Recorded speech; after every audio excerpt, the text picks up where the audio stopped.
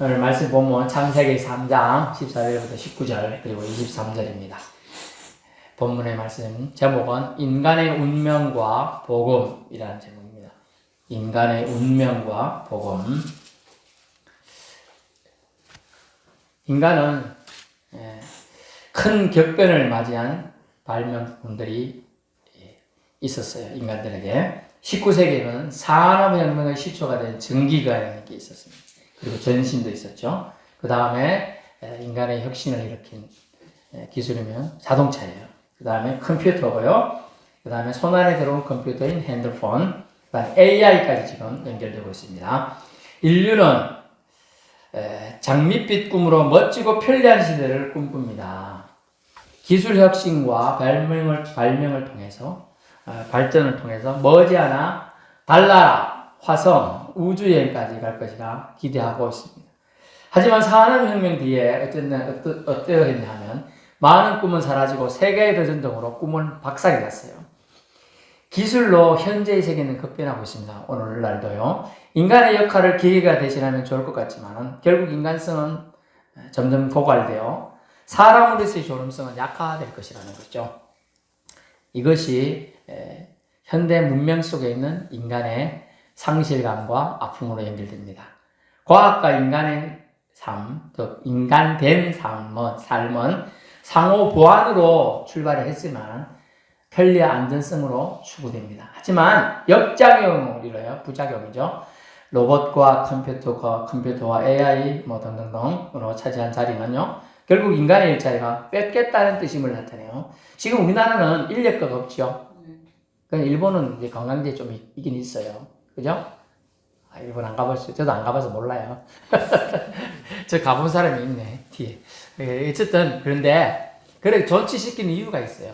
어디 관광지 가니까 말이, 제가 이제 용인에 보면 에버랜드가 있거든요. 그 말이 이렇게 하는 데도 있더라고요. 말이 사람을 돼가지고 가는 코스도 있고, 또 제주도 보면 말이 한번 조금 도는데, 뭐 몇 마리씩 내면, 한 3, 4번 타는데, 뭐 4만원 뭐 이렇게 내라 그래요. 그렇게 하는 이유가 뭐냐 하면, 물론 돈도 벌지만은, 그걸 통해, 빠름의 시대에 느림도 필요하거든요. 우리가 자동차를 타고 가는 사람, 운전하는 사람은 사실 경치를 보기가 힘들죠. 뭐 요즘에는 애 운전해서 볼 수도 있을지 모르겠으나, 실제로는 힘듭니다. 실제로는 힘들어요. 근데, 얻어 타고 가는 사람 구경하잖아. 저기 바로 저런 그림이 있네. 저기 다리가 멋지다. 불빛이 이쁘다. 아이고, 저기, 꽃에 나무가 피었는데 눈으로 나무가 피었다. 그죠? 이런 얘기를 할 수가 있는 거예요. 기술로 혁신은 이룰 수 있지만, 또 아름다움은 또, 반작용, 잃어버리는 경우도 많아요.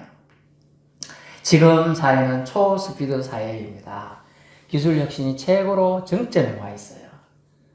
하지만 이 상승작용이 있는 대신에 부작용과 반작용과 소외된 지역에서의 고통은 이제 더 늘어날 것이 앞으로 미래 사회예요.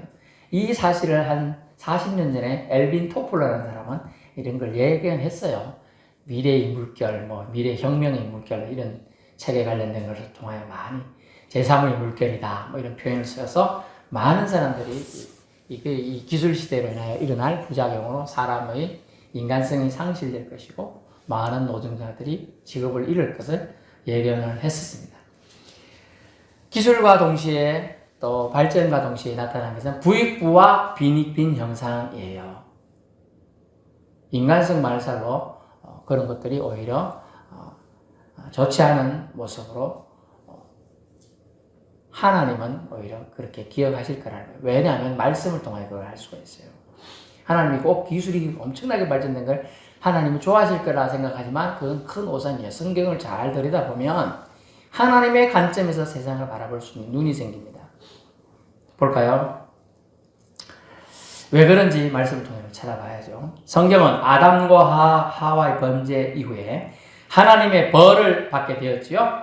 최고의 벌은 뭐냐 하면 하나님의 보호하시면서 멀어진 벌이에요. 첫 번째 쫓겨남이죠. 23절에 보니까 그래서 23절을 추가했는데 하나님이 에덴 동산에 그를 내보내어 되어 있죠. 그를 충칭으로 되어 있지만 아담을 내보냈는데 실제로는 사람을 뜻합니다. 그래서 아담과 하와가 내쫓기게 됩니다. 그에 그런 데 땅을 발견하시니라. 그래서 쫓겨났어요. 하지만 생명의 보호, 그냥 가니까 어찌 됐냐면 이 벌거벗은 몸으로 가니까 사람이 벌거벗은 몸으로 보통 동물들은 태어나면 털이 있잖아요, 그죠? 대부분 사람은 털이 없잖아요, 그죠? 있어야? 털은 있지만. 예? 털은 있어. 극하면 큰일 나는 기라. 성경에 적신으로 나왔으면 엽기 나오는데 붉은 몸으로 대부분 보호되는 털이 없어요, 사람은. 그래서 사람은 쫓겨나게 됐어요. 그래서 괴로운 인생이야. 태어나는 즉시 죽음을 맞이할 수밖에 없어요. 자, 태어나는데 바깥에서 태어났다. 한겨울이다. 보듬을 보자기도 하나 없다. 깨그러 죽는 거예요, 그냥. 그 정도의 사람의 위치라는 거죠. 그래서 하나님 어쨌느냐, 내보낼 때 생명을 보호하기 위해 21절 오늘 1절에 보면 뭐라고 하나요? 여호와 하나님이 아담과 그의 아내를 위하여 뭐 했다? 가죽 옷을 지어 입히시니라. 지어 입히 손수. 와, 사람의 벌거벗은 걸 보고 주님은 가죽 옷을 직접 지어서 입혔다니까요. 그렇지만 영생하는 존재가 되는 걸 허락지 않았죠. 그래서 밑에 보면 생명나무 열매 따먹고 영생할 거라 하노라 하시잖아요. 그래서 내보내는 거예요. 영생하지 못하도록. 이 말은 인간은 이제 쫓겨남을 통하여 죽을 존재가 되었다는 거예요. 죽을 존재가. 그러므로 인생은 죽음을 위해 태어난다고 해도 과언이 아니다. 지나친 말이 아니에요. 눈을 뜨세요. 죽음을 위해 태어난 한계가 여러분과 저에게 있게 됩니다. 인간의 범죄함으로 생명의 보호자와 생명의 보호자가 누구죠? 하나님이죠. 하나님과 분리된 존재가 저와 여러분이 된 거예요. 그래서 인간 타락의 결과는 무서운 죽음의 두려움이 이제 우리를 엄습하게 되었어요. 그래서 모든 사람들은 죽음을 기본적으로 다 두려워하게 되어 있어요. 보호자로부터의 분리가 되었기 때문에, 쫓겨났기 때문에. 그렇죠? 내어보냈다 뜻이 그 뜻이에요. 이것은 인간 스스로는 누구도 스스로는 결코 죽음에서 벗어날 수 없다는 뜻을 말합니다. 피할 수도 없어요. 그래서 제어의 결과가 나와요. 두 번째 최고의 벌, 제어의 결과로 하나님은 몇 가지 고통을 피조물들에게 벌을 내렸습니다. 제일 첫 번째는 뭐죠? 뱀 피조물에게는 어떤 벌을 내렸냐면 사족보행을 금지시켰죠. 14절을 보면 3장 14절 뱀에게는 네가 이렇게 하였으니 네가 모든 가축과 들의 모든 짐승보다 더욱 저주를 받아 배로 다니고 살아있는 동안 흙을 먹을지나. 그래서 짐승이라 했기 때문에 지난주에 우리가 외운 게 뭐죠? 그런데 뱀은 여호와 하나님이 지으신 들짐승 중에 가장 강경한 들짐승들이 특징이 뭐냐? 짐승의 특징은 사족보행이거든요. 내 발로 가는 거예요. 사람이 아프리카 오지에 어떤 선교사 부부가 비행기 타고 하다가 추락했어요. 그래서 선교사 부부 죽고요. 애가 혼자 살았는데 원숭이가 가서 키웠다네. 진짜 사실이에요. 원숭이가 키웠는데 원숭이 맨날 네 발로 다니고 그러잖아. 그래서 애가 분명히 사람 모양인데 머리는 기다랗고 얼굴도 하얀데 원숭이처럼. 그래서 나중에 걔를 데리고 와서 오늘 말도 가르치고 했어. 근데 나중에 결국은 적응 못하고 그냥 다시 원숭이 사이로 돌아갔다는 얘기가 있어요. 사족보행. 짐승한테 사족보행이거든. 근데 덜짐승이잖아요, 뱀이. 근데 벌이 뭐냐 하면 사족보행 이제 못하게 돼 있어. 팔다리를 다 잘랐네요. 이제 저주받았어요. 자, 모든 짐승보다 어떻게? 더욱 저주받아. 배로 다녀야 되니까 다리가 유명무실해졌다, 그죠? 있는지 없는지 잘렸는지 모르겠다. 일단 배로 다녀야 돼. 사족보행 안 돼. 그리고 흙을 먹고 살게 되었죠. 그리고 뱀의 후손과 여자로서는 원수로 평생 주님 임하실까지 지내게 만들었어요. 그리고 뱀에게 내린 피조물 벌이에요. 그 다음에 여자에게 내린 벌은 뭐냐면 임신의 고통이죠. 남편의 그리고 지휘 아래 있게 했어요. 남편의 지휘 아래. 뭐 좋은 말로는 남편이 보호 아래 있었지만은 이것 때문에 사도 바울도 교회들에서 뭐 이렇게 아이고 남녀 평등이 언젠데 이럴 걸지 모르겠지만 사도 바울이 이제 신학의 전설을 좀 집필할 때 뭐냐면 여자들은 교회에서 가급적 뭐라고 했냐 좀 잠잠하라 했죠. 질문할 거 있으면 거기서 남편에게 물으라 이렇게 말하면서 제어를 거는 게 이유가 이 성경 이 본문 때문에 그래요. 근데 보면은 여자가 좀 그렇게 함을 통하여 오히려 질서가 어그러졌다 그렇게 보는 것이죠. 결국 성경도 그렇게 말하고 있어요. 남편의 지위 아래 있어야 된다. 본문에 보니까 16절이죠. 16절 보면 여자에게 이르되 내가 네게 임신하는 고통을 크게 더하리니 네가 수고하고 자식을 낳을 것이며. 아이고 목사님 요즘 시대에는요 임신 중절로 나면 쉽게 놓던데요. 수중분만 쉽게 놓던데요. 그러면 뭐 배앓이는 안 하나요? 그래도 하죠. 제가 뭐 임신 안 해봐서 모르겠는데 사모님 배앓이 하던가요? 예. 수술하더라도 제 후배를 이제 너무 고통 중에 있는데 자연분만이 안 돼갖고 이제 임신 중증 수술을 낳았어요. 근데 그거 할 때까지 계속 고통을 겪더라고요. 배앓이를 하는 거예요. 그래서 고통은 더하게 하신 하나님이 주신 그 벌이죠. 네. 그리고 네가 수고하고 자식을 낳을 것이며 너는 남편을 원하고 남편은 너를 다스리는 벌을 내린 거예요.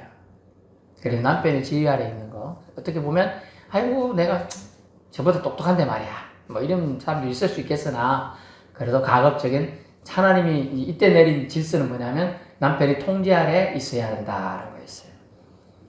그리고 아담에게 내린 벌은 뭡니까? 17절 보니까 네가 네 아내의 말을 듣고 내 말보다 네 아내의 말을 더 들었으니 그 말이 생각된 거예요. 들었으니 내가 네게 먹지 말란 나무 열매를 먹었은즉 너는 내 말보다 네 아내의 말을 더 청종했으니 땅은 아이고요 아담이 불순종했더니 땅이 고마 저주를 받았네. 그죠? 아 이렇게 중요해요. 인간이 죄를 지면요 피조물 다른 애꿎은 다른 것들이 벌을 받아. 같이 벌이 전전되고 있어요.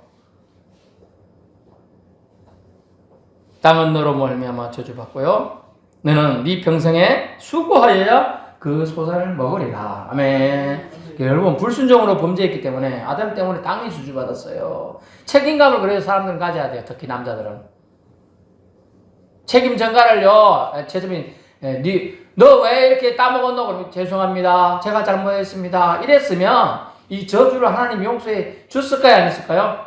해줬어요. 근데 안 하고 아이고 하나님 내가 언제 달라고 했어요? 저 여자 저 안에 나 주는 바람에 저 여자가 나한테 그랬다니까. 이래 뿌렸어. 책임감이 없는 거죠. 그죠? 그랬기 때문에 그 피조물까지 다른 덤탱이를 써서 연대 책임을 져서 책임을 지고 벌을 받게 됐어요. 땅이 저주받았으니까 땅의 저주가 풀리는 방법을 성경은 뭐라고 말하냐? 네 땀방울이 네 이마에서 떨어져 가지고 땅에 똑똑 떨어지면 땅이 용서를 받는다. 땅이 다시 열매를 맺게 된다. 그래서 땅이 먹을 것을 내고 먹게 된다. 제가 땀을 흘려보니까 그걸 알았어요. 아, 이거구나. 이게 떨어져야 땅이 정화가 되는구나. 그래서 수고해야 소산을 먹는다는 수고해야 이 말이 뭐냐면 흙으로 돌아갈 때지 즉 다시 네가 죽을 때까지 너는 일해야 된다. 저 흙으로 돌아갈 운명을 또한 말해주고 근데 죽을 때까지 일하라 돼 있잖아요. 죽을 때까지 땀방울에 네 머리에서 떨어져야 네 주변의 땅도 네 주변의 사람들도 복을 받는다는 뜻이에요. 다시 말하면요. 여러분 내가 편하다고 일을 안 하면 네가 건강할 것 같아도 건강하지 않은 일부러 일하고 일부러 헬스 다니고 하는 이유를 여러분 여기서 나오는 거예요. 네 머리에 땀방울이 떨어져야 산다니까요. 피순환이 된다는 뜻이에요. 일하는 거 잘하는 겁니다. 적당한 일 괜찮았습니다. 너무 무리 나지 마세요. 예? 예? 아이고 아멘 잘했습니다. 여러분 머리에서 이마에서 땀이 떨어져야 사는 거예요. 부자라고 해서요 잘 사는 게 아니에요. 그 사람의 머리에 땀이 떨어져야 잘 사는 거예요. 로봇가 일 대신 해주면 좋을 것 같죠. 편하죠 물론. 그러나 그렇지가 않다는 거예요. 하나님의 복지 벌 받아라 했는데 안 받고 자기 햇볕에 딴짓하는 거예요. 그죠? 알고 보면 자기가 안 하는 거잖아. 자기 입맛에 땀이 떨어져야 되는데 쉽게 먹고 있거든. 물론 내가 열심히 내가 돈 벌어가지고 하는 거 아니에요. 자기가 물론 그 지혜가 그 타고난 그 하나님 주신 건강, 하나님 타고난 지혜, 하나님 주신 재능, 뭐 이런 것들을 하나님 주신 거 쓴 거예요. 깨닫기가 어려워요. 그걸 깨달아야지 그 사람들이. 그러니까 나 깨닫는 사람은 어떻게 하냐, 자기가 못하니까 사회에 그런 하나님 주신 그 감사해서 환영하는 거예요. 유명한 테니스 선수가 있어요. 황제라고 칭해진 사람. 페드로라고 있어요. 페드로. 그 모친은 아프리카 사람이에요. 그리고 아빠는 스위스 사람이에요. 한 해 수백억씩 벌고 막 그렇다네. 테니스를 잘 쳐서. 지금 수천억 이상 수조까지 벌었겠죠. 근데 이 사람이 테니스 시즌 할 때 어디 가 있느냐? 아프리카 가서 오지에 그 굶주리게 밥을 직접 지어준 거 나눠주고 이렇게 하면서 도와주고 살아요. 지금도 그렇게 하고 있어요. 아프리카 그 오지에 말로는 제가 듣기는 80여 개 학교를 세워서 막 공부를 시키고 있대요. 왜 그렇게 할까요? 이게 하나님의 법칙을 아는 거예요. 지금 일 안 해도 먹고 살아. 근데 가가지고 애들 섬기고 땀을 흘리는 거예요. 잘 돌아봐야 돼요. 말씀을 여러분 깊이 묵상하면 하나님 주신 깨달음이 반드시 있습니다. 하나님은 그 저주를 주었지만 결국 그 저주를 통하여 인간이 살게 한 거예요. 선악과를 따먹기 전에 에덴 동산 살 때는 땀 안 흘리고 살 수 있었죠. 뭐라고 하나 그냥 따먹으면 되잖아요. 그죠? 먹고 싶은 거 먹고 따먹으면 돼. 그런데 저주를 받고 나니까 그걸 일을 해야지만 피순환이 되게끔 몸이 구조가 어찌 됐다고요? 굳어버린 거야, 몸이. 거기에 너무나 적당한 온도에 있었기 때문에 괜찮아서. 근데 떨어져 생기는 게, 나가자마자 온도 차이가 나는 거죠? 야, 온실에 있다고 생각해 보세요. 온실이 다 갖춰져 있는데, 밖에 나가니까 추위도 있고, 그죠? 더위도 있고, 그죠? 이걸 적응하니까 몸이 굳었다, 됐다 하니까 몸이 상하겠죠, 그죠? 상하는 거야, 몸이. 그런데 그걸 피순환인 일을 함을 통하여 그게 순환되어서 사람이 살 수 있는 구조를 해주는 거예요. 근데 그걸 안 하고 버티고 있는 것이 인간의 어떻게 보면 오만함과 인간의 잘못된 착오의 현상이라는 것이죠. 결론 말씀드리는데요. 인간의 탐욕의 결과로 결국은 인간은 낙원을 잃었어요. 에덴 동산을 잃었죠? 쫓겨났어요. 결국 죽을 운명에 처하는 신세까지 떨어졌습니다. 인간 스스로는 이 문제를 해결하지 못한다 했죠? 그래서 15절 주님은 약속의 복음을 주시는데 이걸 어려운 말로 원시 복음이라고 합니다. 원숭이 복음 아니고요. 원시. 최초로 하나님이 우리 인간에게 다시 복음을 주셨다. 그 뜻이에요. 원시 복음. 뭐냐면 여자의 후손이 사탄과 그 졸개들이 머리를 부서뜨리겠다. 그리하여 최종적으로 승리할 것에 대한 복음을 주시. 3장 15절. 내가 너로 여자와 원수가 되게 하고 네 후손도 여자의 후손과 원수가 되게 하려니 여자의 후손은 네 머리를 상하게 할 것이며 너는 그의 발꿈치를 상하게 할 것이라 하시고. 아멘. 그렇습니다. 이게 원시 복음이라는 거예요. 장차 동정녀를 통하여 탄생할 예수 그리스도를 가리키는 복음. 결국 그가 바로 여자의 후손입니다.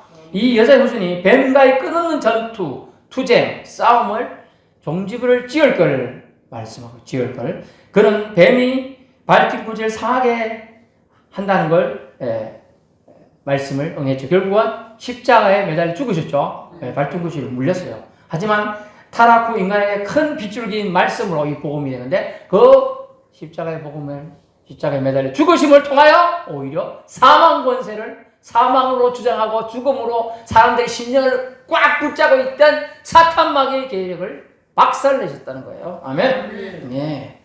그래서 편함과 신기술의 복음이 아니라 하나님의 벌을 감내하며 고통, 수고, 땀 흘리는 것을 감내하면서 하나님 은혜를 구해야 살아야 될 존재가 바로 인간이라는 겁니다.